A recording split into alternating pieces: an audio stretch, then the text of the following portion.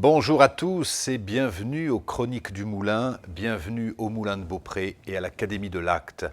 Est-ce que le plaisir peut être un vrai moteur ?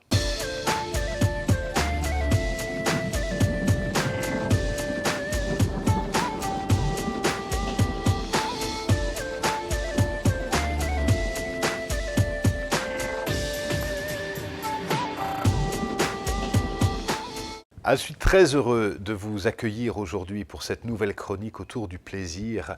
Est-ce que le plaisir peut être un moteur ? C'est vraiment une question qui m'interroge.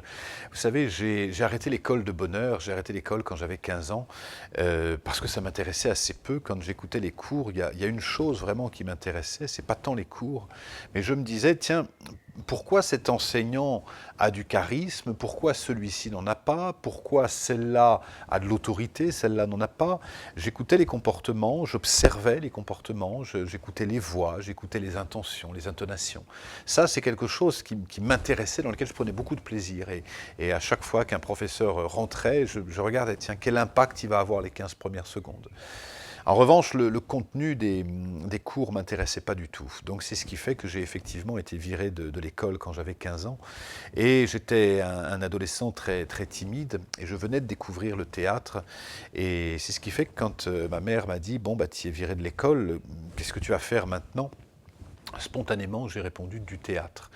Et elle a eu cette phrase, j'y pense encore bien des années après, elle m'a dit on ne peut pas t'aider parce que le théâtre, on ne connaît pas, ce n'est pas notre métier, ce n'est pas notre milieu, mais tant que tu prendras du plaisir à faire ce que tu fais, tu devrais réussir dans la vie. Et vous savez, il y a des phrases comme ça qui peuvent résonner, et là qui résonnent, j'allais dire 30 ans, mais 40 ans après, phrases qui résonnent encore, tant que tu prends du plaisir dans ce que tu fais, tu réussiras. Et je suis quitté de cet entretien avec, alors je peux prendre du plaisir. Et j'ai pris du plaisir quand j'ai joué au théâtre, j'ai pris du plaisir quand j'ai été régisseur, accessoiriste, assistant metteur en scène, j'ai pris du plaisir à être au théâtre, à la télévision, au cinéma. Et puis de fil en aiguille, qu'est-ce qui s'est passé? C'est que j'ai commencé à animer des stages de théâtre, et puis des stages sur la confiance en soi, sur l'estime de soi, et tout ça a été animé par le même moteur, le plaisir. Et quand je regarde aujourd'hui, des années après, je me dis c'est drôle parce que je travaille sur le comportement, j'aide chacun, j'aide les dirigeants dans les stages de communication à retrouver, à travailler sur la posture physique, sur le non-verbal, sur le comportemental, sur la synergologie, etc. Et j'ai toujours, je crois que j'ai animé, j'ai accompagné plus de 6000 personnes en direct, je ne me suis jamais répété parce que j'ai toujours pris du plaisir à ce que je fais. Et je crois que au moment où on choisit une carrière, au moment où on a un choix important, on a principalement deux moteurs. Le premier, c'est le plaisir. J'ai envie d'aller vers ça, j'ai envie de faire ça, j'ai envie de prendre ce risque-là. Et le deuxième moteur, c'est la peur. Mais si ça ne marche pas, si je me plante, si jamais les gens disent de moi que, si jamais je ne peux plus, etc. Plus il y a de plaisir, et moins il y a de peur. Et plus il y a de peur, moins il y a de plaisir.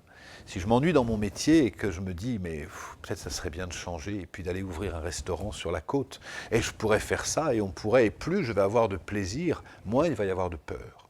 Puis immédiatement après, mais si jamais ça ne marche pas, et que je ne peux pas payer mes factures, et que je fais faillite, et que je regrette, et plus il y a de peur, moins il y a de plaisir. Et on est toujours confronté à ces deux moteurs, le plaisir ou la peur. Aujourd'hui, je peux le dire, je suis à un moment donné de ma vie où j'ai du plaisir à faire ce que je fais, où je me réveille le matin en me disant qu'est-ce que je vais créer de nouveau. Soyez certains que dans mon parcours d'autodidacte, puisque j'ai vraiment été totalement autodidacte, j'ai créé des méthodes, je suis parti m'inspirer, découvrir la méditation en Inde, au Tibet. J'ai vraiment, mon moteur principal a été le plaisir. J'ai pris des engagements. Aujourd'hui, je suis à un moment donné de ma vie où les choses vont bien. J'ai plutôt le vent dans le dos. Mes livres fonctionnent bien, les ateliers fonctionnent bien, ça fonctionne bien. Et je crois que si ça fonctionne autant, c'est pas que j'ai quelque chose de plus particulièrement inventé, quelque chose qui n'existe pas. C'est juste que ce plaisir est un véritable moteur. Et je crois qu'il peut être communicatif. Aujourd'hui, quand je suis très sollicité et quand j'ai 10 créneaux dans ma journée et que j'ai 15 personnes qui veulent me voir, je vais avant tout me dire, OK, qui je vais voir, avec qui je vais m'amuser le plus. Et je garde ça à l'esprit. J'ai beaucoup de propositions qui me sont faites de participer à des festivals, Je n'ai pas de stratégie.